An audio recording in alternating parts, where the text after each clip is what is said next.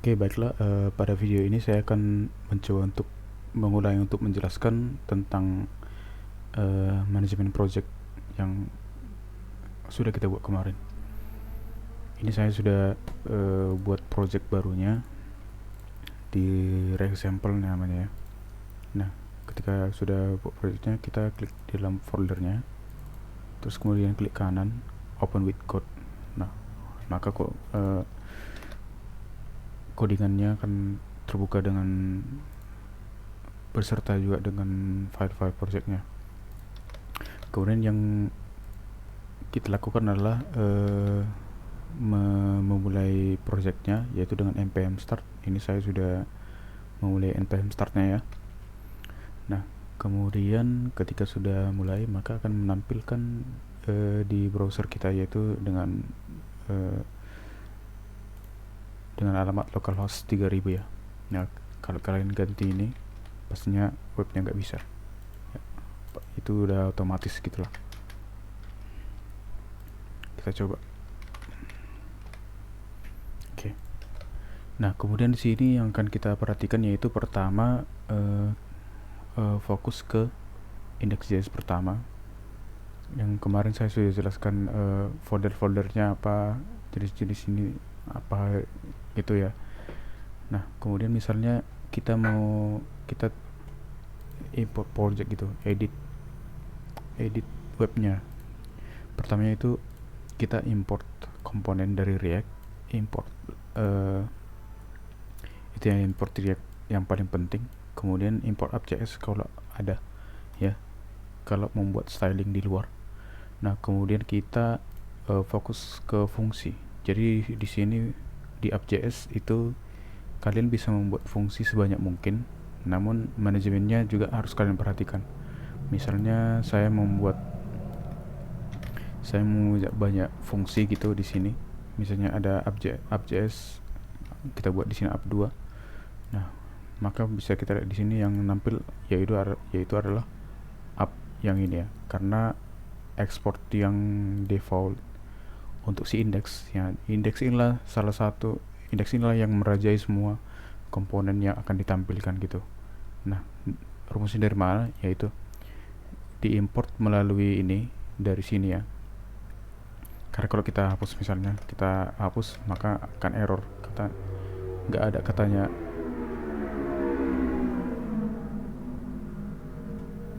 karena tidak ada komponen yang mau ditampilkan gitu. Nah, makanya dari sini diambil komponennya. Nah, kemudian di render, kemudian ini juga bisa kita hapus sebenarnya. Strict mode itu maksudnya tidak bisa diedit, artinya itu ya, strict mode. Cuma app aja pun bisa sebenarnya. Misalnya kita masukkan app ya, nama komponen yang mau kita tampilkan. Nah, kita coba save, tetap bisa ya. Jadi yang di render apa ya, di sini kita tampilkan gitu sesuai nama yang di sini ya. Nah, ini pet foldernya, pet file JS nya gitu yang mau ditampilkan ya, gitu ya. Oke, ini kita save. Nah, dari sini kita melihat ada dua komponennya, satu ada app dan satu app 2 gitu. Nah, ketika kita save, maka tetap nampil yang hello world. Misalnya kita buat di sini hello world 2 misalnya. Nah, hello world 2. Kalau kita mau nampilin semua, kita harus mengganti exportnya yang mau mana nih, app 1 atau app 2. Nah, kita buat app 2 ya. Kita save. Nah, maka akan nampil hello world 2 pasti. Ini kayaknya kita harus reverse dulu. Ya, hello world 2. Nah, kalau mau nampil semuanya, kita harus buat function untuk menggabungkan semuanya gitu. Nah, misalnya kita buat namanya di sini function gabungan. Udah. Nah, paramsnya bisa dihapus, bisa enggak. Nah, di sini kita buat return dulu ya. Jangan langsung div-nya. Masukkan apa yang mau di return, nilai yang mau dikembalikan oleh si function. Kemudian kita buat komponen pembungkusnya. Kemudian kita masukkan komponen dari atas ya. Misalnya ada app aja gitu. ya. Kemudian kita cara rendernya bukan gini ya, ini harus satu kayak ini. Kemudian ada dari app 2. Nah, kita tutup. Nah, terus kita save, dia tetap nampil yang ini dia ya. Maka kita pakai dia komponen gabungan untuk menampilkan kedua-duanya. Nah, kita coba untuk lihat komponennya. Nah, maka yang ditampilkan pasti dua-duanya, komponen dari yang keduanya gitu ya. Oke. Terus kalau misalnya itu untuk manajemen komponennya. Terus di sini kita coba untuk mengimport komponen dari luar.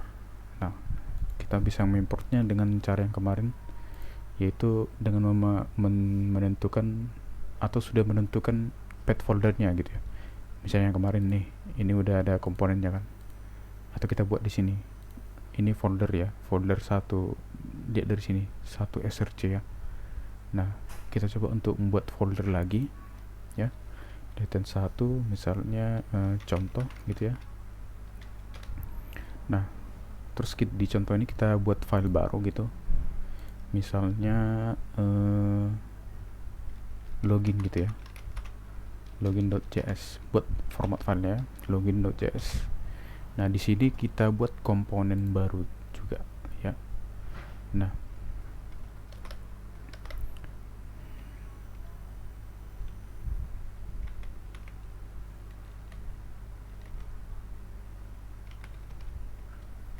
untuk komponen kita membuat kita import React-nya ya.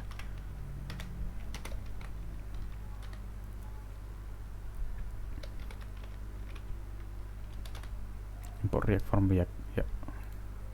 Import React from React bisa cuma itu aja, atau bisa untuk sampai komponen. Komponen itu nanti untuk kelas komponen ya. Nah, di sini kita contoh untuk membuat function komponennya yang nggak pakai status dan konstruktor. Misalnya kita buat function, nama functionnya contoh, terus kita coba return. Nah, kemudian buat apa yang boleh tampilkan, misalnya kita tampilkan juga teks gitu ya, contoh gitu. Nah, kemudian di sini kita export ya, jangan lupa untuk yang mengekspor juga, export default nama function yang mau kita tampilkan. Nah, klik save. Nah, di sini tidak ada nampil apa-apa karena belum kita import. Kita coba import. Nah, untuk mengimport project dapat kita lakukan dengan dari atas ya, import. Terus nama untuk mengimport di sini apa kita gunakan gitu. Nah, untuk memanggil di sini ya, apa kita gunakan gitu. Nah, misalnya kita buat contoh ya, tetap aja sama kita buat misalnya. Nah, ini langsung di import, tapi cara memanggilnya biar manual ya. Cara memanggilnya bisa begini, buat namanya import dulu, baru buat nama contohnya, terus kemudian from, kemudian tanda petik ya, tanda petik biasa, petik 2 pun nggak apa-apa, sama aja. Nah, terus awali dengan titik, kemudian slash. Nah, ini kalau dia satu apa ya, sejajar gitu, mau mencari ke dalam. Kalau mencari ke dalam titiknya satu aja gitu, tapi kalau mau mencari keluar gitu, nah ini kan src, kita mau cari yang sejajar dengan src, misalnya public not modus. Nah, kita kan nggak ke situ kita cari. Nah, kita nyarinya ke dalam. Nah, kita nyarinya ke dalam, terus cari foldernya. Nah, lihat yang satu tadi kan, terus cari ke dalam lagi di contoh, dan kemudian di login.js. Nah, di save. Apakah di save cukup? Tetap belum nampil. Kita harus menampilkannya di mau kemana kita tampilkan gitu. Kalau ini kan komponennya yang ini, pastinya kalau kita tambahkan di sini tetap juga nambah sih. Nah, misalnya kita coba ya, app 2 misalnya kita panggil yang contoh misalnya ini ya, ini, terus kita tutup. Nah, dia tetap nampil juga, cuma itu tergantung efisiensi nanti. Nah, dia tetap menampil juga. Kalau kita panggil lebih dahulu bisa aja sih. Nah, karena ini kan namanya sifat dari React.js itu reusable, bisa dipakai berulang-ulang nih. Contoh, ini komponen 1, ini komponen dari 2. Nah, digabungkan dalam sini. Nah, kalau kita buat lagi contoh, pasti ini contohnya di bawah contoh itu. Kita lihat coba contoh. Nah, kalau kita save dia jadi 3, tapi posisinya di bawah. Nah, gitu. Itu untuk mengimport daripada